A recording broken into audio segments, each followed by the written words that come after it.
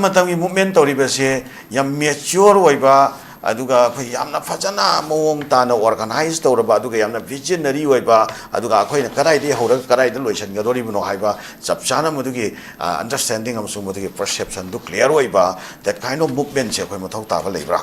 kai kai gum matam dai khoi se unorganized oiba movement he hek a khoi sphere head to khibal leibra maduna maram orakanda people sida khoi gi people gi movement che masida thajaba walakpa gi issue leibra somba khasu khoi dai na bai yai na khali ngarang nan kwa trong lobby incident matungda akhoi gi su hari akhoi community ki pangan community ki maike ri akhoi lauthok sabani akhoi any grassroots level dagi horaga akhoi state level ki CSO sing level da akhoi laikhedaba sing atugi matang da ko akhoi gi kano tawsena ten akhoi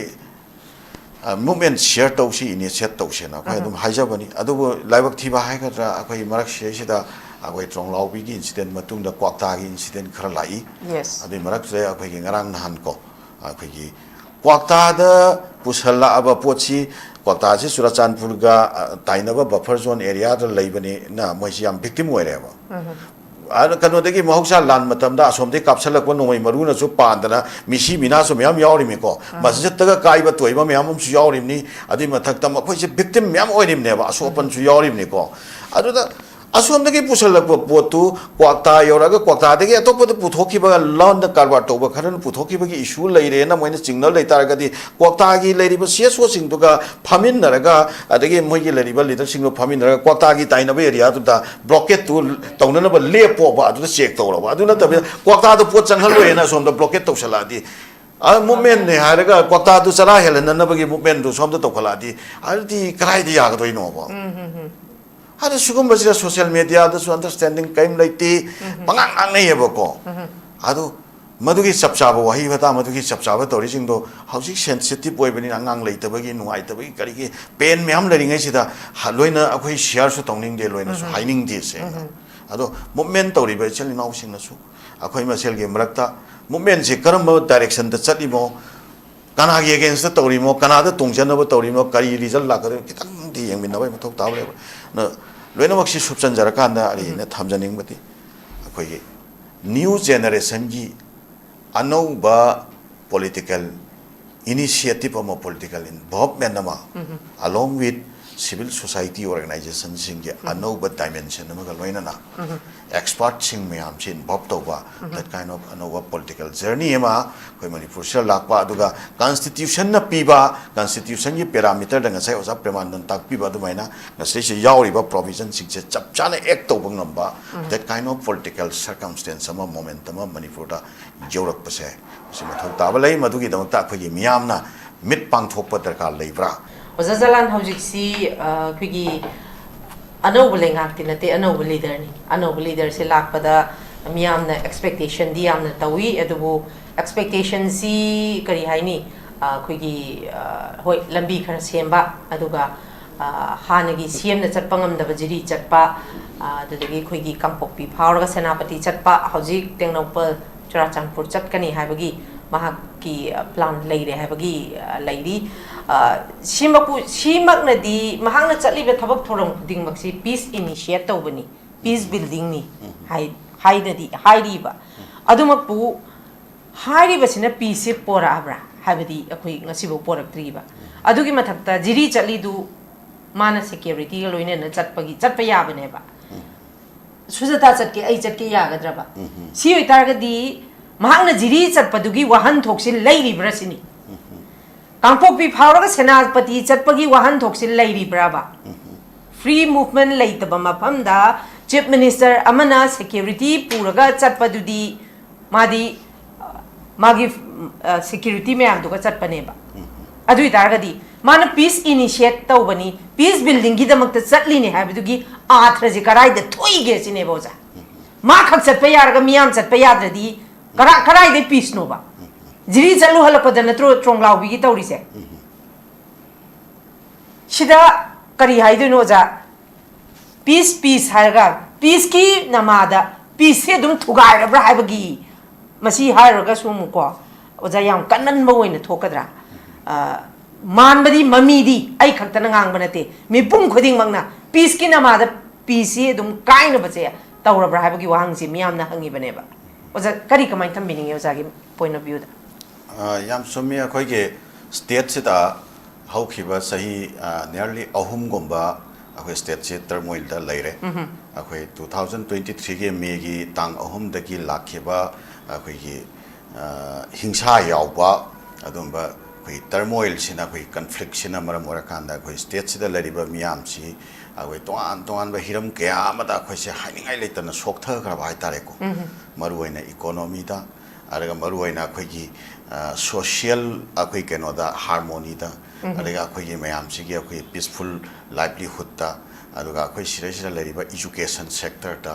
ꯑꯗꯨꯒ moral ꯑꯩꯈꯣꯏꯒꯤ ꯑꯉꯥꯡꯁꯤꯡꯁꯤꯒꯤ ꯃꯥꯡꯊꯔꯛꯏꯕ ꯃꯣꯔꯦꯜꯁꯦ ꯃꯇꯝ ꯁꯥꯡꯅ ꯆꯍꯤ ꯗꯤꯀꯦꯠ ꯀꯌꯥ ꯁꯦꯝꯒꯠꯄꯗ ꯌꯥꯝ ꯋꯥꯒꯗꯕ ꯑꯗꯨꯝꯕ ꯑꯦꯠꯃꯣꯁꯐꯤꯌꯔ ꯑꯃ ꯑꯩꯈꯣꯏ ꯂꯝꯗꯝꯁꯤꯗ ꯌꯧꯔꯛꯈ꯭ꯔꯦꯕꯀꯣ ꯑꯗꯣ ꯍꯥꯟꯅ ꯂꯩꯔꯝꯕ ꯒꯕꯔꯃꯦꯟꯠꯁꯤ ꯑꯩꯈꯣꯏ ꯀꯩꯅꯣ ꯇꯧꯈ꯭ರೆ ꯍꯥꯟꯅ ꯂꯩꯔꯝꯕ ꯒꯕꯔꯃꯦꯟꯠꯁꯦ ꯀꯥꯏꯈ꯭ꯔꯦ ꯑꯗ ꯒꯕꯔꯃꯦꯟꯠꯇꯨ ꯑꯩꯈꯣꯏ ꯔꯤꯖꯥꯏꯟ ꯇꯧꯍꯜꯂ ꯃꯇꯨꯡꯗ ꯑꯗꯨꯒꯤ ꯃꯇꯨꯡꯗ ꯄꯤ ꯑꯥꯔ ꯑꯃꯨꯛꯀ ꯆꯍꯤ ꯑꯃꯃꯨꯛ ꯂꯩꯔꯨꯔꯦ ꯑꯗ ꯑꯩꯈꯣꯏꯅ ꯈꯜꯂꯝꯃꯤ ꯑꯍꯥꯟꯕꯗ ꯄꯤ ꯑꯥꯔ ꯂꯥꯛꯑ ꯃꯇꯨꯡꯁꯤꯗꯗꯤ ꯑꯩꯈꯣꯏꯒꯤ ꯂꯣꯁꯦ ꯌꯥꯝꯅ ꯂꯣ ꯏꯟꯐꯣꯔꯁꯃꯦꯟ ꯑꯦꯖꯦꯟꯁꯤꯁꯤꯡꯁꯦ ꯌꯥꯝ ꯀꯟꯅ ꯑꯦꯛꯇꯤꯞꯂꯤ ꯐꯪꯁꯅꯦꯜ ꯑꯣꯏꯔꯛꯇꯅ ꯂꯝꯗꯝꯁꯤꯗꯩꯁꯤꯗ ꯑꯩꯈꯣꯏ ꯀꯅꯥꯒꯨꯝꯕ ꯑꯃꯠꯇ ꯑꯩꯈꯣꯏꯒꯤ ꯁꯤꯗꯩꯁꯤꯗ ꯃꯨꯞꯃꯦꯟ ꯇꯧꯕꯒꯤ ꯃꯤꯁꯤ ꯃꯤꯅꯥ ꯊꯣꯛꯑꯦ ꯍꯥꯏꯔꯀꯥꯟꯗ ꯍꯥꯏꯗꯤ ꯑꯩꯈꯣꯏꯅ ꯀꯩꯅꯣ ꯇꯧꯗꯣꯏꯁꯦ ꯃꯨꯞꯃꯦꯟ ꯇꯧꯗꯣꯏꯁꯦ ꯀꯔꯤꯒꯤꯅꯣꯕ ꯃꯥꯒꯤ ꯃꯁꯥꯒꯤ ꯂꯣ ꯂꯩꯖꯗꯕ꯭ꯔꯥꯕ law will take its own course of action ꯍꯥꯏꯗꯣ ꯂꯣꯅ ꯃꯁꯥꯅ ꯇꯧꯖꯔꯕ ꯃꯇꯝꯗꯕꯨ ꯑꯩꯈꯣꯏ ꯃꯌꯥꯝꯅ ꯊꯣꯔꯛꯑꯒ ꯃꯨꯞꯃꯦꯟ ꯇꯧꯗꯣꯏꯁꯤ ꯀꯩꯒꯤꯅꯣ ꯃꯤꯌꯥꯝꯅ ꯊꯣꯔꯛꯑꯒ ꯃꯨꯞꯃꯦꯟ ꯇꯧꯗꯣꯏꯁꯤ ꯀꯩꯒꯤꯅꯣꯕ ꯂꯣꯗꯨ ꯏꯟꯐꯣꯔꯁ ꯇꯧꯔꯤꯕ ꯀꯥꯡꯂꯨꯞꯇꯨꯅ ꯃꯥꯒꯤ ꯇꯧꯐꯝ ꯊꯣꯛꯄ ꯊꯕꯛ ꯇꯧꯈ꯭ꯔꯅꯤ ꯍꯥꯏꯕꯁꯦ ꯂꯩꯔꯤꯕ ꯄ꯭ꯔꯖꯥꯁꯤꯡꯁꯤꯅ ꯃꯇ ꯊꯥꯖꯕ ꯂꯩꯔꯀꯥꯟꯗꯕꯨ ꯄ꯭ꯔꯖꯥꯁꯤꯡꯁꯤꯅ ꯊꯣꯔꯛꯑꯒ ꯃꯨꯞꯃꯦꯟ ꯇꯧꯅꯅꯕ ꯂꯝꯕꯤꯗ ꯏꯔꯥꯡ ꯇꯧꯕ ꯊꯣꯔꯛꯀꯗꯣꯔꯤꯕ꯭ꯔꯥꯕ ꯇꯤꯌꯥꯔ ꯒ꯭ꯌꯥꯁ ꯃꯔꯛꯇ ꯔꯕꯔ ꯕꯨꯂꯦꯠ ꯃꯔꯛꯇ ꯂꯣꯁꯤ ꯃꯅꯥ ꯄꯪꯉꯛꯄꯗꯒꯤ ꯂꯣꯁꯦ ꯋꯥꯟ ꯁꯥꯏꯗꯦꯠ ꯑꯣꯏꯔꯛꯄꯗꯒꯤ ꯂꯣꯁꯦ ꯃꯥꯒꯤ ꯇꯧꯐꯝ ꯊꯣꯛꯄ ꯃꯊꯧꯁꯦ ꯆꯞ ꯆꯥꯅ ꯃꯤꯌꯥꯝꯅ ꯊꯣꯡ ꯊꯤꯟꯗ꯭ꯔꯤ ꯐꯥꯎꯕ ꯅꯣꯛ ꯇꯧꯗ꯭ꯔꯤ ꯐꯥꯎꯕ ꯂꯣꯁꯦ ꯃꯁꯤꯒꯤ ꯇꯧꯐꯝ ꯊꯣꯛꯄ ꯃꯊꯧꯁꯤ ꯎꯔꯛꯇꯕꯗꯒꯤ ꯁꯤꯁꯦ ꯂꯥꯛꯏꯅꯦꯕ ꯑꯗꯨꯅ ꯃꯁꯤꯒꯤ ꯄꯣꯠꯁꯤ ꯑꯩꯈꯣꯏꯒꯤ ꯀꯩꯅꯣ ꯂꯩꯔꯤꯉꯩ ꯃꯇꯝꯗ ꯄꯤ ꯑꯥꯔ ꯂꯩꯔꯤꯉꯩ ꯃꯇꯝꯗ ꯆꯞ ꯆꯥꯅ ꯃꯁꯤ ꯔꯦꯁꯇꯣꯔ ꯇꯧꯔꯛꯀꯗ꯭ꯔꯥ ꯍꯥꯏꯕ ꯑꯃꯈꯛꯇꯤ ꯑꯩꯈꯣꯏ ꯃꯅꯤꯄꯨꯔꯒꯤ ꯄ꯭ꯔꯖꯥꯁꯤꯡꯁꯤꯅ ꯇꯁꯦꯡꯅ ꯈꯜꯂꯨꯏꯕ ꯃꯗꯨꯕꯨ ꯇꯧꯔꯛꯑꯒꯗꯤ ꯂꯣꯗꯨꯕꯨ ꯆꯞ ꯆꯥꯅ ꯏꯝꯄ꯭ꯂꯤꯃꯦꯟꯕꯨ ꯇꯧꯔꯛꯑꯒꯗꯤ ꯀꯨꯀꯤ ꯑꯣꯏꯒꯦꯔꯥ ꯃꯩꯇꯩ ꯑꯣꯏꯒꯦꯔꯥ ꯅꯠꯇ꯭ꯔꯒ ꯍꯣꯝ ꯁꯣꯏꯕꯔ ꯀꯣ ꯁꯤꯁꯤꯗ ꯂꯩꯔꯤꯕ ꯄ꯭ꯔꯣꯕ꯭ꯂꯦꯝ ꯃꯌꯥꯝꯁꯦ ꯃꯁꯤ ꯃꯁꯥꯅ ꯑꯗꯨꯝ ꯑꯩꯈꯣꯏ ꯅꯦꯅꯥ ꯇꯥꯕ ꯑꯩꯈꯣꯏ ꯂꯥꯏꯚꯂꯤꯍꯨꯗ ꯑꯃ ꯃꯁꯥꯅ ꯃꯔꯣꯝꯗꯣꯝ ꯂꯥꯛꯆꯔꯅꯤ ꯍꯥꯏꯅ ꯈꯜꯂꯨꯕ ꯑꯃ ꯂꯩꯌꯦꯕꯀꯣ ꯃꯗꯨꯒꯤ ꯄꯣꯠꯇꯨ ꯄꯤ ꯑꯥꯔꯒꯤ ꯃꯇꯝꯗ ꯑꯩꯈꯣꯏ ꯐꯦꯜ ꯑꯣꯏꯈ꯭ꯔꯦ ꯐꯦꯜ ꯑꯣꯏꯕꯒꯤ ꯃꯔꯝ ꯃꯌꯥꯝ ꯑꯃ ꯍꯔꯤ ꯂꯩꯔꯝꯒꯅꯤ ꯃꯔꯝ ꯀꯔꯤꯒꯤꯗꯃꯛꯇ ꯐꯦꯜ ꯑꯣꯏꯕꯅꯣ ꯃꯃꯥꯡꯗ ꯊꯣꯛꯈ꯭ꯔꯤꯕ ꯁꯤꯗ ꯑꯩꯈꯣꯏ ꯃꯇꯝ ꯆꯥꯅ ꯂꯥꯛꯁꯟꯕ ꯉꯝꯗ꯭ꯔꯤꯕꯁꯤ ꯀꯔꯤꯒꯤꯅꯣ ꯑꯗꯨꯒ ꯑꯗꯨꯒꯤ ꯃꯇꯨꯡꯗ ꯒꯕꯔꯃꯦꯟ ꯀꯥꯏꯅꯅꯕ ꯀꯥꯏꯕ ꯌꯥꯕꯒꯤ ꯇꯥꯡꯀꯛ ꯑꯃ ꯂꯥꯛꯏꯁꯤꯅ ꯃꯔꯝ ꯀꯔꯤꯒꯤꯅꯣ ꯑꯗꯨꯒ ꯑꯗꯨꯒꯤ ꯃꯈꯥ ꯇꯥꯔꯛꯄꯗ ꯑꯃꯨꯛꯀ ꯑꯩꯈꯣꯏ ꯄꯤ ꯑꯥꯔ ꯂꯩꯔꯕ ꯃꯇꯝꯗ ꯄꯤ ꯑꯥꯔꯒꯤ ꯃꯇꯝꯗ ꯐꯖꯅ ꯂꯣꯁꯦ ꯔꯦꯁꯇꯣꯔ ꯇꯧꯔꯛꯄ ꯉꯝꯃꯛꯇ꯭ꯔꯤꯁꯤꯅ ꯃꯔꯝ ꯀꯔꯤꯒꯤꯅꯣ ꯑꯗꯨ ꯑꯩꯈꯣꯏꯅ ꯈꯪꯉꯤ ꯑꯩꯈꯣꯏꯒꯤ 2023ꯒꯤ ꯏꯟꯁꯤꯗꯦꯟ ꯍꯦꯛ ꯍꯧꯔꯛꯄꯗꯒꯤ ꯑꯩꯈꯣꯏ ꯁ꯭ꯇꯦꯠꯁꯤꯒꯤ ꯑꯣꯏꯕ ꯌꯨꯅꯤꯐꯥꯏꯠ ꯀꯃꯥꯟ ꯁ꯭ꯇꯦꯠ ꯒꯚꯔꯟꯃꯦꯟꯠꯀꯤ ꯑꯗꯨꯒ ꯑꯩꯈꯣꯏ ꯍꯦꯗ ꯑꯣꯐ ꯗ ꯑꯦꯛꯖꯤꯀ꯭ꯌꯨꯇꯔ ꯑꯣꯏꯔꯤꯕ ꯆꯤꯞ ꯃꯤꯅꯤꯁꯇꯔꯗ ꯂꯩꯒꯗꯕ ꯄꯣꯠꯁꯦ ꯃꯁꯤ ꯂꯧꯊꯣꯛꯈ꯭ꯔꯦ ꯍꯥꯏꯕ ꯑꯩꯈꯣꯏꯅ ꯈꯪꯉꯤ ꯑꯥꯔꯇꯤꯀꯜ 355 ꯆꯠꯅꯩ ꯅꯠꯇ꯭ꯔꯒ ꯆꯠꯅꯗꯦ ꯍꯥꯏꯕꯒꯤ ꯑꯩꯈꯣꯏ ꯚꯦꯛ ꯑꯣꯏꯕ ꯚꯥꯞ ꯇꯥꯅꯗꯕ ꯁꯤꯆꯨꯋꯦꯁꯟ ꯑꯃ ꯑꯩꯈꯣꯏ ꯆꯠꯅꯩꯅꯔꯒ ꯑꯗꯨꯝ ꯂꯩꯔꯛꯄ ꯑꯗꯨꯒ ꯆꯠꯅꯕꯁꯨ ꯃꯥꯟꯕ ꯆꯠꯅꯗꯕꯁꯨ ꯃꯥꯟꯕ ꯅꯥꯈꯩ ꯁꯦꯡꯕ ꯀ꯭ꯂꯤꯌꯔ ꯑꯣꯏꯕ ꯋꯥꯐꯝꯗꯤ ꯂꯩꯇꯕ ꯁꯨꯃꯥꯏꯅ ꯂꯩꯔꯛꯄꯒꯤ ꯄꯣꯠ ꯂꯩ ꯁꯤ ꯃꯈꯥ ꯇꯥꯔꯛꯄꯗ ꯑꯃꯨꯛ ꯑꯩꯈꯣꯏ ꯈꯤꯇꯪ ꯂꯤꯇꯜ ꯍꯣꯞ ꯍꯥꯏꯒꯗ꯭ꯔꯥ ꯑꯩꯈꯣꯏ ꯁ꯭ꯇꯦꯠꯁꯤꯗ ꯑꯅꯧꯕ ꯑꯩꯈꯣꯏꯒꯤ ꯂꯤꯗꯔ ꯑꯅꯧꯕ ꯂꯤꯗꯔ ꯂꯥꯛꯈ꯭ꯔꯦ ꯑꯗꯨꯒ ꯃꯥꯒꯤ ꯃꯈꯥ ꯇꯥꯕꯗ ꯃꯥꯒ ꯂꯣꯏꯅꯕ ꯃꯥꯒꯤ ꯀꯥꯎꯟꯁꯤꯜ ꯑꯣꯐ ꯃꯤꯅꯤꯁꯇꯔ ꯑꯩꯈꯣꯏ ꯂꯥꯛꯈ꯭ꯔꯦ ꯃꯈꯥ ꯇꯥꯅ ꯑꯦꯛꯁꯄꯥꯟꯁꯟ ꯇꯧꯒꯗꯕ ꯑꯦꯛꯁꯄꯥꯟꯁꯟꯁꯤ ꯈꯤꯇꯪ ꯊꯨꯅ ꯇꯧꯔꯛꯀꯗ꯭ꯔꯥ ꯈꯜꯂꯝꯕꯅꯤ ꯑꯗꯨ ꯑꯦꯛꯁꯄꯥꯟꯁꯟꯗꯨꯁꯨ ꯊꯨꯅꯁꯨ ꯇꯧꯕꯤꯗꯦ ꯍꯧꯖꯤꯛ ꯐꯥꯎꯕ ꯑꯗꯨꯝ ꯅꯝꯁꯜꯂꯒ ꯊꯝꯃꯤ ꯃꯁꯤꯅ ꯀꯔꯝꯕ ꯑꯃꯨꯛ ꯑꯦꯖꯦꯟꯗꯥ ꯑꯣꯏꯔꯤꯕꯖꯥꯠꯅꯣ ꯀꯔꯤ ꯑꯃꯨꯛ ꯂꯩꯔꯤꯖꯥꯠꯅꯣ ꯃꯔꯛꯁꯤꯗꯩꯁꯤꯗ ꯑꯗꯨꯁꯨ ꯑꯩꯈꯣꯏ ꯆꯃꯝꯅꯩ ꯑꯗꯨ ꯁꯨꯃꯥꯏꯅ ꯂꯩꯕ ꯂꯩꯉꯥꯛꯁꯤꯅ ꯑꯩꯈꯣꯏꯅ ꯑꯁꯥ ꯇꯧꯔꯨꯕꯗꯤ ꯂꯝꯗꯝꯁꯤꯗ ꯈ꯭ꯋꯥꯏꯗꯒꯤ ꯑꯍꯥꯟꯕ ꯅꯝꯕꯔ 1ꯗ ꯑꯩꯈꯣꯏꯒꯤ ꯂꯣꯁꯦ ꯐꯖꯅ ꯆꯞ ꯆꯥꯅ ꯁ꯭ꯇꯔꯤꯛꯂꯤ ꯏꯟꯐꯣꯔꯁ ꯇꯧꯕꯁꯦ ꯃꯁꯤ ꯄ꯭ꯔꯥꯏꯌꯣꯔꯤꯇꯤ ꯑꯣꯏꯅ ꯃꯁꯤ ꯂꯥꯛꯀꯗ꯭ꯔꯥ ꯍꯥꯏꯅ ꯑꯩꯈꯣꯏꯅ ꯑꯁꯥ ꯇꯧꯕꯅꯦꯕ ꯑꯗꯣ ꯑꯩꯈꯣꯏꯅ ꯍꯧꯈꯤꯕ ꯔꯤꯁꯦꯟꯠꯂꯤ ꯑꯩꯈꯣꯏ ꯊꯣꯛꯈꯤꯕ ꯏꯟꯁꯤꯗꯦꯟꯠꯁꯤꯡꯁꯤꯗꯒꯤ ꯑꯩꯈꯣꯏꯅ ꯉꯁꯤ ꯎꯕ ꯐꯪꯉꯤꯕꯁꯤꯗꯤ ꯂꯣꯁꯦ ꯆꯞ ꯆꯥꯅ ꯏꯝꯄ꯭ꯂꯤꯃꯦꯟꯠ ꯇꯧꯔꯤꯕ꯭ꯔꯥ ꯅꯠꯇ꯭ꯔꯒ ꯇꯧꯗꯕ꯭ꯔꯥ ꯁꯤꯗꯩꯗꯅꯦꯕ ꯑꯩꯈꯣꯏꯒꯤ ꯃꯤꯌꯥꯝꯁꯤꯗ ꯑꯩꯈꯣꯏꯒꯤ ꯀꯩꯅꯣ ꯑꯩꯈꯣꯏꯅ ꯂꯥꯛꯏꯕ ꯑꯅꯧꯕ ꯀꯩꯅꯣꯁꯤꯗꯒꯤ ꯂꯨꯆꯤꯡꯕꯁꯤꯗꯒꯤ ꯑꯃꯨꯛ ꯇꯧꯗꯣꯔꯤꯕ ꯑꯁꯥꯁꯤꯅ ꯍꯥꯏꯕꯒꯤ ꯆꯃꯝꯅꯕ ꯄꯣꯠ ꯑꯃꯈꯛ ꯃꯤꯌꯥꯝꯗ ꯂꯥꯛꯇꯅ ꯂꯝꯕꯤ ꯁꯣꯔꯣꯛꯇ ꯑꯃꯨꯛꯀ ꯁ꯭ꯇ꯭ꯔꯤꯠꯇ ꯃꯌꯥꯝꯁꯤ ꯊꯣꯛꯄ ꯍꯧꯔꯛꯏꯁꯤ ꯁ꯭ꯋꯥꯏꯗ ꯂꯥꯛꯄꯅꯦꯕ ꯑꯗꯨꯅ ꯍꯥꯏꯗꯤ ꯁ꯭ꯋꯥꯏꯗ ꯑꯩꯈꯣꯏꯅ ꯄꯤꯖꯅꯤꯡꯕ ꯑꯣꯄꯤꯅꯤꯌꯟꯗꯤ ꯑꯩꯈꯣꯏꯒꯤ ꯄꯨꯂꯤꯁ ꯐꯣꯔꯁꯁꯦ ꯁ꯭ꯇꯦꯠꯀꯤ ꯄꯨꯂꯤꯁ ꯐꯣꯔꯁꯁꯦ ꯆꯞ ꯆꯥꯅ ꯃꯥꯒꯤ ꯄꯥꯏꯐꯝ ꯊꯣꯛꯄ ꯃꯥꯒꯤ ꯍꯛ ꯍꯥꯏꯕ ꯇꯥꯔꯦ ꯑꯗꯨꯒ ꯄꯥꯏꯐꯝ ꯊꯣꯛꯄ ꯃꯥꯒꯤ ꯁꯛꯇꯤꯁꯦ ꯃꯁꯤ ꯑꯍꯥꯟꯕꯃꯛꯇꯗ ꯁ꯭ꯇꯦꯠ ꯒꯕꯔꯟꯃꯦꯟꯠꯁꯤꯅ ꯃꯁꯤ ꯄꯥꯏꯅꯅꯕ ꯍꯣꯠꯅꯒꯗꯕꯅꯤ ꯃꯁꯤ ꯂꯧꯅꯅꯕ ꯍꯣꯠꯅꯒꯗꯕꯅꯤ ꯑꯗꯨꯒ ꯂꯣꯏꯅꯅ ꯁ꯭ꯇꯦꯠꯁꯤꯗ ꯃꯊꯧ ꯇꯥꯕ ꯊꯕꯛꯁꯤꯡ ꯇꯧꯕ ꯃꯇꯝꯗ ꯁꯦꯟꯇꯔꯗꯒꯤ ꯑꯌꯥꯕ ꯉꯥꯏꯔꯒ ꯇꯧꯕꯒꯤ ꯁꯤꯁꯇꯦꯝꯁꯦ ꯃꯁꯤ ꯇꯣꯛꯊꯣꯛꯑꯒ ꯃꯁꯥꯒꯤ ꯑꯣꯏꯅ ꯑꯣꯟ ꯀꯣꯔꯁꯇ ꯇꯧꯐꯝ ꯊꯣꯛꯄ ꯊꯕꯛꯁꯤꯡꯗꯣ ꯇꯧꯕ ꯉꯝꯅꯅꯕ ꯑꯩꯈꯣꯏꯒꯤ ꯁ꯭ꯇꯦꯠ ꯂꯩꯉꯥꯛꯁꯤꯅ ꯑꯍꯥꯟꯕꯗ ꯃꯗꯨꯒꯤ ꯁꯛꯇꯤꯁꯦ ꯆꯞ ꯆꯥꯅ ꯃꯈꯣꯏꯅ ꯄꯥꯏꯅꯅꯕ ꯍꯣꯠꯅꯍꯟꯅꯤꯡꯉꯦ ꯑꯗꯨꯒ ꯑꯅꯤꯁꯨꯕꯗ ꯑꯩꯈꯣꯏꯒꯤ ꯂꯣ ꯏꯟꯐꯣꯔꯁꯤꯡ ꯑꯦꯖꯦꯟꯁꯤ ꯑꯣꯏꯔꯤꯕ ꯁ꯭ꯇꯦꯠꯅ ꯀꯟꯇ꯭ꯔꯣꯜ ꯇꯧꯒꯗꯕ ꯂꯣ ꯑꯦꯟ ꯑꯣꯔꯗꯔꯒ ꯃꯔꯤ ꯂꯩꯅꯕ ꯂꯣ ꯏꯟꯐꯣꯔꯁꯤꯡ ꯑꯦꯖꯦꯟꯁꯤꯁꯤꯡꯁꯦ ꯁ꯭ꯇꯦꯠ ꯒꯕꯔꯟꯃꯦꯟꯠꯀꯤ ꯈꯨꯠꯇ ꯊꯝꯃꯕ ꯃꯇꯨꯡꯗ ꯑꯩꯈꯣꯏꯒꯤ ꯀꯩꯅꯣꯁꯤꯡꯁꯤꯗ ꯑꯩꯈꯣꯏꯒꯤ ꯁꯦꯟꯁꯤꯇꯤꯞ ꯑꯣꯏꯕ ꯑꯦꯔꯤꯌꯥꯁꯤꯡ ꯍꯥꯏꯕ ꯇꯥꯔꯦ ꯑꯩꯈꯣꯏ ꯍꯧꯖꯤꯛꯀꯤ ꯑꯩꯈꯣꯏꯒꯤ ꯚꯥꯏꯑꯣꯂꯦꯟꯁ ꯃꯥꯌꯣꯛꯅꯔꯤꯕ ꯑꯗꯨꯒꯤ ꯋꯥꯔꯤꯡ ꯀꯝꯃꯨꯅꯤꯇꯤꯁ ꯑꯅꯤꯒꯤ ꯇꯥꯏꯅꯐꯝ ꯑꯦꯔꯤꯌꯥꯁꯤꯡꯁꯦ sensitive area sing se masi state government ka mari leina ba law enforcement agency sing se sapchana yam tight oina deploy tawraga thampham thoya ba aduga ahum subada state ki adugumba leiri ba khoi intelligence network se masi yam sapchana enforce siable ohen ba sapchana effective ohen ba that kind of law khoi intelligence network ohen ninge aduga loinana tainafam da leiri ba mafam sing sida khoi ain ne ya da ba adumba criminal activities sing zatharak ba yaba natraga zatharak nanabagi adumba loophole adumba khudong chaba sing se leihandana na ba yamna chapchana adugumba security ki surveillance se chapchana mafam khudimakta tawhanninge ba not only in the akhoi trong lobby hojiksu makhata na kautruk ta su lakpa yari makhata na akhoi gi keno da su lakpa yai akhoi gi kano da sunu da su lakpa yai ate te khamelok da su lakpa yai ate ari even imphal da su imphal da su adugumba akhoi gi kano ma criminal activities khara plot torpada yam nai no thokpa ya ba sidi mercenary khara thajal laga dum tawon gi ba ya ba thawon laktane ya ko kasu khango ko damte kasu ho ko dam nate paisa khara phangaga oza marak am dang tha chai masida haidi oza na su point by point si mayam si lengak na tawragadi haiba mayam si khara khajitang di handhagani miyam gi apam je phangani habiri ba oza masi mi punggading maki apam bane ba adumapu habdi government of india gi makoina government of india na met remote makoi di dum leirabani na mi amam gi individual amam gi masa masa gi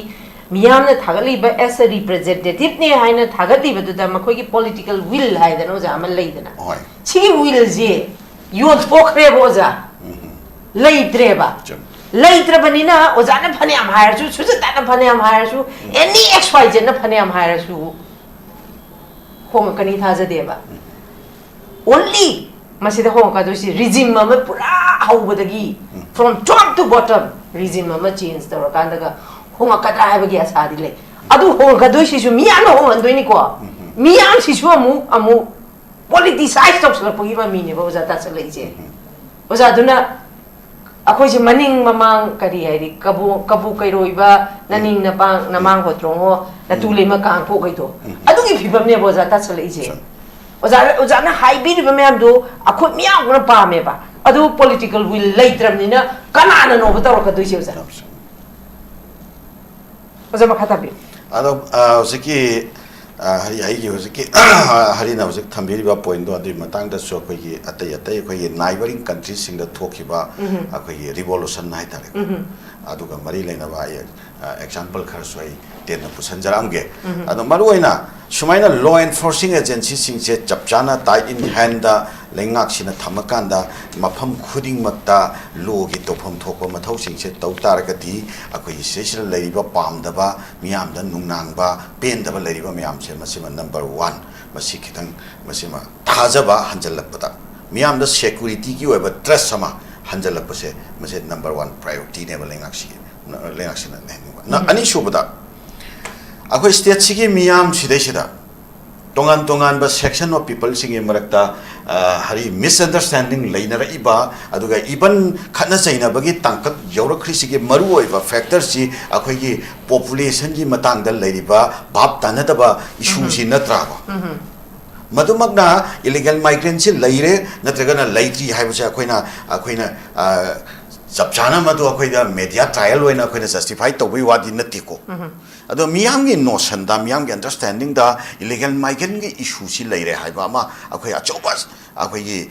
serious oiba adumba sensitive oiba adumba tanka ama laina NRC kumba natraga maga manaba Madam Susatan su thambiri da shumba luoma lamdam sida chapchana implement toraga illegal migrant singse masi across the community line community ama khakta da point fingering toba nataba community khuding makta I even samana belongs to jariba I community sida hoisanu adu khoi thiba tabani akhoi marakta su phawan yaram bataragadi adu ai ki keno nateba ai ki phawan do ai ki marup nateba phawan do ai ki leipak si ki interest ki wang da leibani madu detect to ba ai ki titan eba khoi loi yamin na ga dawni sumai toraga illegal migrants se maitai de yaram masu naga de yaram masu pangan de yaram masu or any four of the yaram base masi akhoi ki impartial oiba system amgi makha da masi chap chana amtang akhoi ki scan toraga amtang thirok na nabagi mechanism ama ahan ba first of all miyam punamakta maduda signable laitaba that kind of mechanism ama state government sin introduce to naba ahan ba priority da masi loham thokpra sima adui matungda ngasai census ki poche lakpo itaragadi hauji miyam dagi laiba madugi referred person miyam madugi keno miyam si laoitra haiba sigi question sama da ahum subada incident thoeba incident tonglaubi incident thoeba tonglaubi incident thoga karigino ba case hekta NIA da sinare hairi si karigino ba akhoi hari akhoina akhoi case study khara tawraga yengba yai lamdam sidagi akhoi NIA da sinakhiba natraga CBI da sinakhiba case kayam yamna effective poina aduga time bound gi manungda justice delivery se kem yamna to tawkhroge habse masi yengmina ba yai ne NIA da sinagre haira kanda state government chige magi purview da leiba magi court jat da leiba adumba kaino maka burden amaka mana mu boldo atopam da kauthokraga ma khitang hang ba khitang relief oiba dawna tawbagi culture ama state sigi leriba akoi ge lenga ki losing basing sida akoi systematic oina masi ki chanabi ma shum tawbagum bam leireba masidi masagi responsibility do madudagi nathairaga chatna ba tawba adugi thom oidabra akhoi miyam da so misconception go ba ma leigo a case thoi hair kanda NIS sinau kaine haibasi akhoi haina bi oin tawba kharsu leigo madum badugi yenga moi ju khitang chance lor kha komba mong ma moi su lowrai ju khalleba masa akhoi loina miyam su lenga ki losing basing su akhoi loimak soimin na ba khar lei pra sai area sa state government sina control to jaba akhoi law enforcing agency singchina effectively masi kadai degi horakpano kanana initiate torino karamaina tawgono haibase magi leiriba intelligence ki sophisticated oiba matam sigi chanaraba adugomba equipment sing amadi magi tongan ba akoigi man akoigi kari hatare resource haibatare sugumba sing sigi through da tongan ma mechanism ki through da khudak ta yamna effective oiba aduma akoigi kenoma security ki mechanism ma kakak lakpa security ki mechanism ma lengak sina paikatpa aduga khudakta hekta meeting do phaba ngambagi capacity ma akhoi police force da leira kanda aduga kanano torami ba maral lerami ma misena chap pharaga puthораga sini habase lebak miam da akhoi hekta hangtu uhan ba khangan ba gumma adum bam uragadi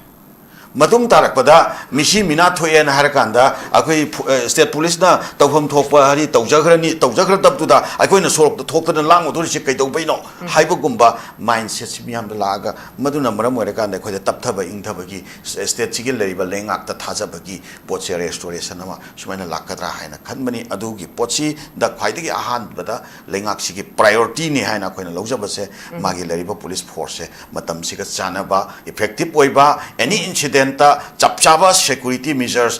koi lokhat pangamba miam da security sense create to bangamba trust create to bangamba that kind of security forces sama state chini equip to wa mathau taba lebra state chiki police force na paga gadap thau sing center degi aya ba niraga paikhat pagi system gomba ma swaida manungda nation naraga leiba man base masigi pochi angtang masi clarification mathau taba lebra si wafam se thamjage aduga makha tarak bada ngasai ki harina thambikhiba akhoi gi mamang da leiramba lengak aduge mamangda leikhiba leingak aduga hojik leiriba leingak si akhoi magi tawriba thabak thawong sing sida khajik kharak anauba modalities anauba mong khara hongba khotpagi situation khara khoin ujaba taraga su mapum moina yengba mieng tati laingak si akhoi gi mapung phaba akhoi full fledged oiba independent oina warep lawraga state si gi oiba interest ta hoi center gi makha da leibani center gi subject state gi subject ade concurrent subject leramani atu gi kano du leijab taraga su state ama oina state si gi magi law and order si state gi subject ni haiba tu da chapchane state nama du gi poching to act over ngamba that kind of laingak ama leiba ngamtripa aduga lengak ki will water iba lengak sina mayam da trust akhoi gi restore to ngamak triba lengak sina chapchaba akhoi na miyam ne expect to riba posing du gi line da lakpang ngam phatri se si akhoi regime change to gumba ama mathau taba leibra haiba wahang se masai matang da akhoi yamna serious we na akhoi na masi akhoi miyam da net of the hour se kari no akhoi akhoi miyam da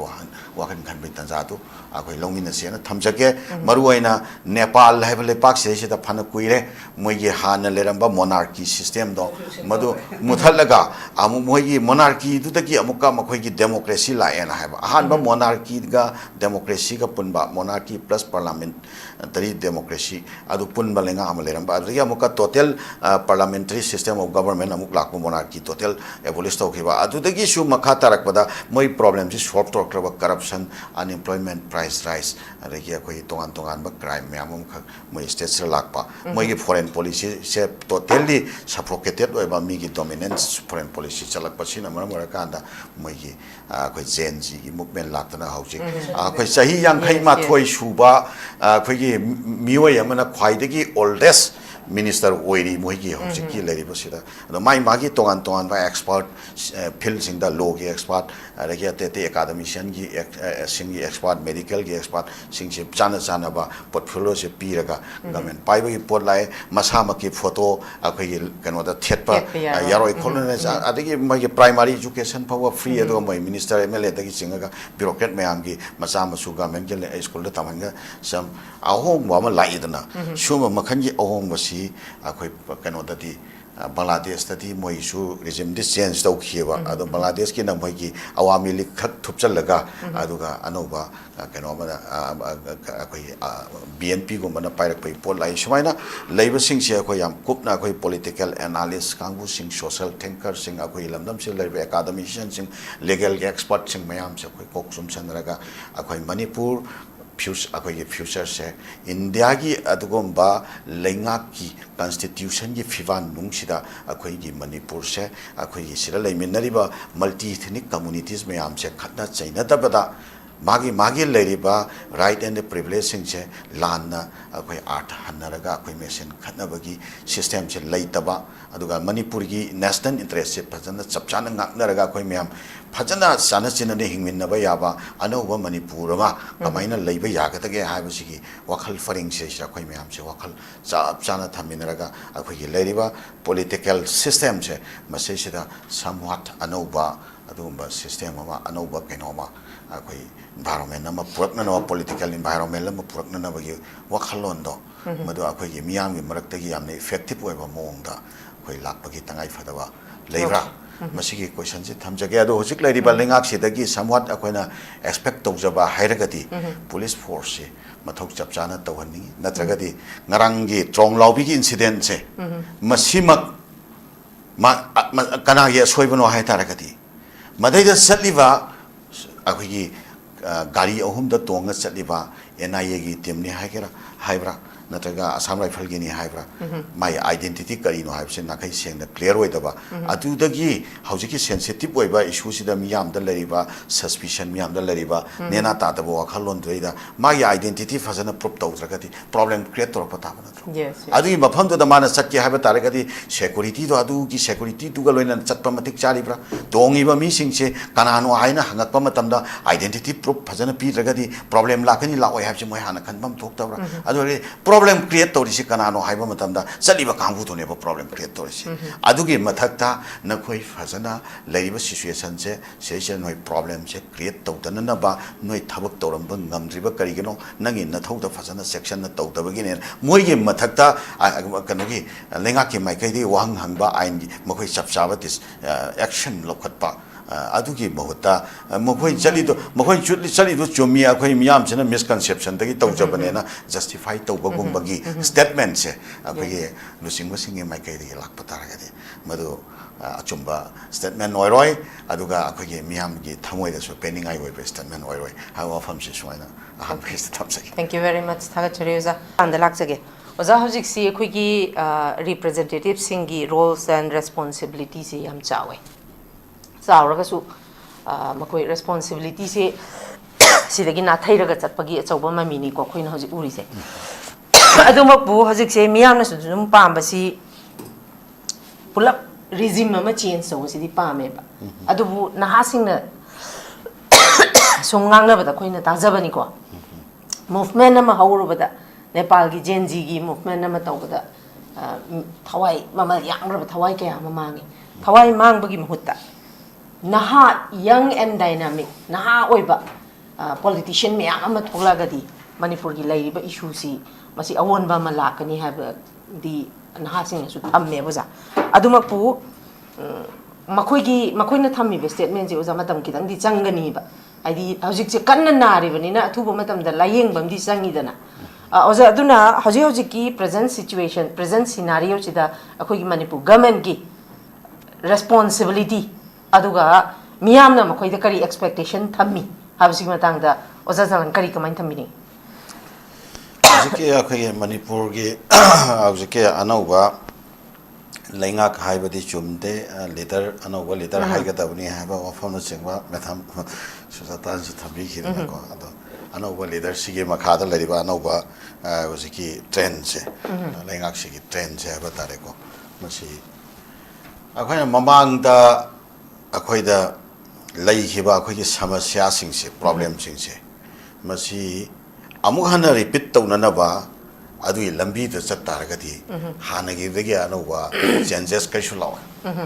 hanagi do akhoi laingak sina magi tawpham thokpa magi mathau sing che mase center na pulap akhoi gi constitution gi magi leifam thokpa mathau gai du di power ma khai du sing gai se leijabane na hai taraga su madugi leiriba power sing che akhoi gi khanghan da bida madugi mayam na khangbudi khangba aduga aphongbadadi adugi ne haidaba adubo loinamak se depend tawbadi center da lengak pairiba losing ba sing se da depend toraga chatpagi that kind of political trend nama koi manipur lai grebo masidai ne ba kaithara iba masidai ne ba sokthara iba pot byam se sim matam sida center sina amuka kamai taw ya kana moi gi akoi social lariba tongan ba communities mayam gi tongan ba akoi movement mayam se masi makoina khaithok khaijin device boiba policy se phajana sanagi bagi madugi haktheng na ba adugi kano tu ne ba effect tu ne kan impact tu ne ba akoi social le hori se howjek manipur as a whole akoi gi ba united oiba yam collective oiba akoi gi afaba future ba welfare future ma akoi manipur se purakse haba taragadi akoi hanagi lariba system sing sita lariba ahoba mayam se masi akoi phajana analysis toroba matungda akoi siragi anauba political generation nama akoi lamdam sida group up changeba alo hari akoi se yam ngakpa koi miyam se se syam ngakpam kha koi society se urieba ngasi akoina issue leiba kanjra lambi da thuaga akoi keno tawgani movement tawgani rubber bullet chagani tear gas sing mayoni water cannon mayoni beton mayoni aduga horen election lakpa matam dadi kari tawni ha kana korfu korfang da dum loisan gani ko adai di horen election du lora matung da kari tawni am ko state tai koi myam ko thorakani ado kari no sida akoi gi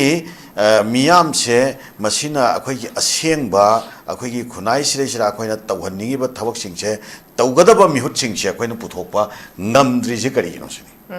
madai da akoi gi miyam sina akoi gi power se akoi gi mihut puthokpa sida amtang chumna sejana ba ngama agati akoi khunai se chances khara lakpa akoi asa tawni ngai leibra se suppose akoi legal expert hai hauji akoi kanona oza premandana koi loga mari leina ba keno me ama provision me ama hose mangda koi ngasi khana nei nap cha takpiri maru oina akoi gi a keno gi Maharashtra ki Yes. organized crime ko control of organized crime act Ammococ ga haiba 1999 da semaga organized crime makai se control taunaba Maharashtra masana ain semjaraga tawbudo akoi state sida di akoi sesira organized crime hair kanda wazan takpiri sesira drug ki karigi cartel ki karigi tawri myam jo organized crime ki manung chali arms ki karigi tawri myam jo organized crime ki manung chali amna chingwa takpiri ba si myam se control taunaba akoi sesira state sida akoi legislative assembly sina law semjaba yadabra haibane ba sigi law karamba law pura akanda state sida leriba aduga law du kamaina strictly enforce tor akanda state sida leriba law thugai bagi issue me am se problem me am se kamain solve to goda gap se siga mari leina bada akhoi gi government sida advice to bangam ba legal expert to government sida madugi idea to introduce to bangam ba that kind of legal expert sing do lengak sida yaw bo mathau ta tra ba then education ga mari leina ba hairasi lamnam sira anauba innovative oi ba education then akoi policy akoi social leriba akoi economy am se akoi student me am se graduation phawbagi level se akoi se tambada thajatre hoi 11 12 adai phawbadi khara adum chanaba yaba standard khara oirap toba akoi school khara leiren law yare adu Silver Matunga College Education Simply completely a Kano the University Education Simply State Sida hopeless never. Sita Nataba professional education Mamjo hopeless never question. Aduna Angang Sing Sikarito with the Kalere Mapanda, Loinamak Thoudok Tare. Ado Angang Sing Sim upon the Thoudok Matam, the Angang Sing Sita Manga isi, Dongan factor me among the Manga ever. Angang mapan sakhi bukhuti mo loina mai pa halak panate phataba myamam tamaga halak pagi mama ampa myamam mamite mapi tara macha lothong naru ba yauri arige magi phangjari ba magi kano tawjari ba lakjari ba income jingdo macha mapan da like tambada loin thado khidna my family jingje loina zero kano da lehoba economy da lehoba myamam so lari ni si myam je kokhan da ba khoi state sida akhoi state sigi lari ba education policy sina khoi mapan da angang sing se thadok trasu akoi sesira manage to bang nam gada that kind of education policy ma kamaina upgrade tor kada ge ga haibana chingbada yamna priority piraga thau to bang pa economy da hairasu ari akoi sira bayo ne law and order ki issue tu ka plus law and order siga loina na trust deficit ki issue re ba ngasi kangpopi da khoi chatpan nungai tri ba kangpopi na khoi sira lakpan nungai tri se kari de no trust deficit ki issue ne ba law and order ga mari leina baneba law and order issue sema phajana completely control toraba aduga trust deficit ki issue sema phajana karamba mechanism da no mase kamaina solve to godam nai bagi lambi sida effectively phajana work tor agadi agoi sira kampo pi chat pa yada issue si kolaka to ini agoi sira imphal lak pa yada issue ko ki loine shumba issue me am je phajana legal expert sing sigal loina na academic expert sing sigal loina na social expert sing sigal loina na agoi sira phajana government si governance si phajana Thoudok tawagi system amakat lakpa yana na ba madugi wakhal la hojik leriba lengak sina mayon chan piragati akoi atenba matam khara sida samhat ahong ba khara ubang ngamgadra akoi adumaina asa tawi nakalam romda madu nataba adum politician singsina magi oiba khutpu semnaraga magi matam sida magi oiba akoi position khar semna hoba lantum khara lephoba natra kaino khara toba du wakhalonda Thoudok tawi culture da as it is leinaragati khangtre ko anataba leibak si ano leiba among sembat tabi yade aba commitment ga loina na Thoudok tawgada bo oiragati leiriba expert me am se masika punna phamina bai tanjab lingak na lohon ni number 1 number 2 akhoi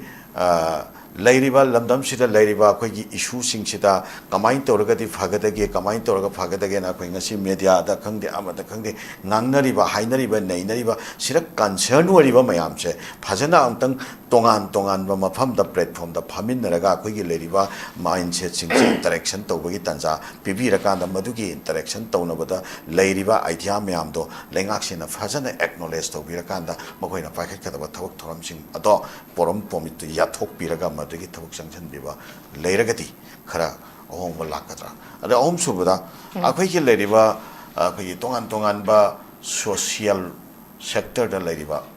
work tawriba activist sing che ma sister su akhoi ketang akhoi black sheep si yauna ra bra ma si su akhoi subject to correction or confirmation I confirm makti na sate mayam na yeng bada kitang thajaba mangnarakpa ngasai takpi khre ko 2001 gi du adu maina kari gi hujik effective oidri lo 2001 gi da leramba akhoi gi activist sing da leramba magi momentum activist sing da leramba magi sanctity amsung activist sing gi leramba magi spirit to haujiki matam sida leriba activist sing siga I activist ni ko I myself is also belongs to activist ado activist ni ko swai da kitang prajaga krai dom ahoba kitang kai no khara lerakpagi mami gumba ma ana ngasai gi political elements sing siga akhoi tongan ba level da akhoi gi kano tongnar pa understanding share tongnar pa gumba natraga kai gumba matamda magi personal interest to akhoi manung da lotlaga thamaga mayam mamangdana mayam gi oiba wakhalon puthoga wangang ba haiba atumbagi environment chu aloina maktadi na taba samhat kai gumba kharda leiram da su yai adu mayam na adu mena lan understand tawba matanga su sum leinarakpa sumba si su factor oigatra aduga nakalam romda haujik akhoi legal expert ni hariba khudom bi thilaga takpa ngame hariba oja premanda kumbase masi akhoi afaba lengak amana masi lengak sida pusalaga masi akhoi legal gi expert oenjira natraga law gi law and kanodo legislative affairs ki minister to mongonda piraga fabra ka haiba gomba ani academician no policy program myam jatpa gamba haiba la khoi academic expert to pusalaga khoi sileriba kaitha griba education sector che kamaina no ba sumaina haiba gomba the kind of things adagi khoi community mayam sige marakta misconception and the distrust che kamaina masi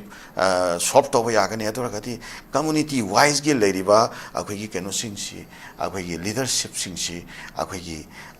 under one umbrella koi mayam phamin abagi platform am puraka yana kai tawgani haiba gomba akhoi ngarang na han hojiki lengak sida akhoi decision making body da akhoi community ki su mihut ama yauhan ningi haibana singwa khoi thamja khare ba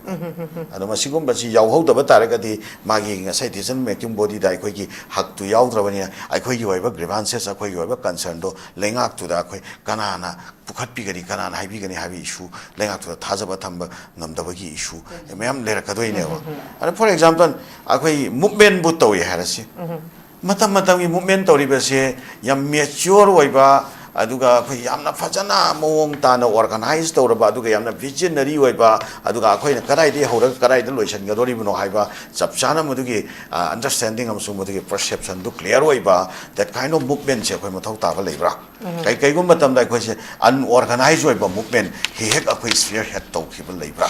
maduna maram warakanda people sida akhoi gi people gi movement che masida thajaba walakpagi issue leibra somba khasu akhoi daina ba yai na khali ngarang nan kwa tronglaubi incident matungda akhoi gi su hari akhoi community ki pangan community ki maike gi akhoi lauthok sabani akhoi any grassroots level dagi horaga akhoi state level gi CSO sing level da akhoi lekhidaba sing atu gi matang da ko akhoi gi kano tawsena ten akhoi movement share tawsi initiate tawsena akhoi dum haijabani adubu laibak thiba haigadra akhoi marak sida akhoi tronglaubi gi incident matungda kwakta gi incident khara lai yes adu marak se akhoi gi ngarang nahan ko akhoi gi kwakta da pusalla aba pochi kwakta se surachanpur ga tainaba buffer zone area da leibani na moisi am victim oireba kano degi mahoksa lan matamda asomde kapsalak wa nongoi maruna su pandana misi mina so myam yauri me ko masjid taga kaiba toiba myam su yauri ni adi mathak tam khoi se victim myam oirim ne ba asopan su yauri ni ko adu da asom degi pusalak potu kwakta yoraga kwakta degi atop de puthoki ba lon da karwa to ba kharan puthoki ba gi issue leire na moina signal leitar ga di kwakta gi leiri ba CSO sing to ga phamin naraga adegi moi gi leiri ba leader sing no phamin naraga kwakta gi taina ba area tu da blockade tu tauna ba lepo ba adu check to ba adu na ta kwakta do pot changhal we na som da blockade to sala di movement ne haraga kwakta tu sara helan na ba gi movement du som da to khala di alti krai di ya ga do no ba ada sugum basira social media ada su understanding kaim laiti pangang ang nei bako adu madugi sapchaba wahi bata madugi sapchaba tori jing do housing sensitive boy bani angang leita bagi nuai ta bagi kari ki pen myam lari ngai sida loina akhoi share su tongning de loina su haining de se ado movement tori ba chali nau sing na su akhoi ma sel ge marakta movement se karam direction da chali mo ꯀꯅꯥꯒꯤ against ꯇꯧꯔꯤꯃꯣ ꯀꯅꯥꯗ ꯇꯣꯡꯖꯅꯕ ꯇꯧꯔꯤꯃꯣ ꯀꯔꯤ result ꯂꯥꯛꯀꯗꯣꯏꯅꯣ ꯈꯤꯇꯪꯗꯤ ꯌꯦꯡꯃꯤꯟꯅꯕꯒꯤ ꯃꯊꯧ ꯇꯥꯕ ꯂꯩꯕ ꯂꯣꯏꯅꯃꯛꯁꯤ ꯁꯨꯞꯆꯟꯖꯔꯀꯥꯟꯗ ꯑꯩꯅ ꯊꯝꯖꯅꯤꯡꯕꯗꯤ ꯑꯩꯈꯣꯏꯒꯤ ꯅ꯭ꯌꯨ ꯖꯦꯅꯦꯔꯦꯁꯟꯒꯤ ꯑꯅꯧꯕ political initiative ama political involvement ama along with civil society organization sing anova dimension ama loina na expert sing mayam chin involved tawba that kind of anova political journey ama koi manipur sha lakpa aduga constitution na piba constitution gi parameter da ngasai osa premandan tak piba dumaina ngasai se yauri ba provision sing che chap chana act tawba ngamba that kind of political circumstance ama momentum ama manipur da jorak pase simathau tabalai madugi damta khoi miyamna mit pangthokpa darkar leibra habo ofam char hoi point thamjaraga tension jage okay thank you very much thagachari loisila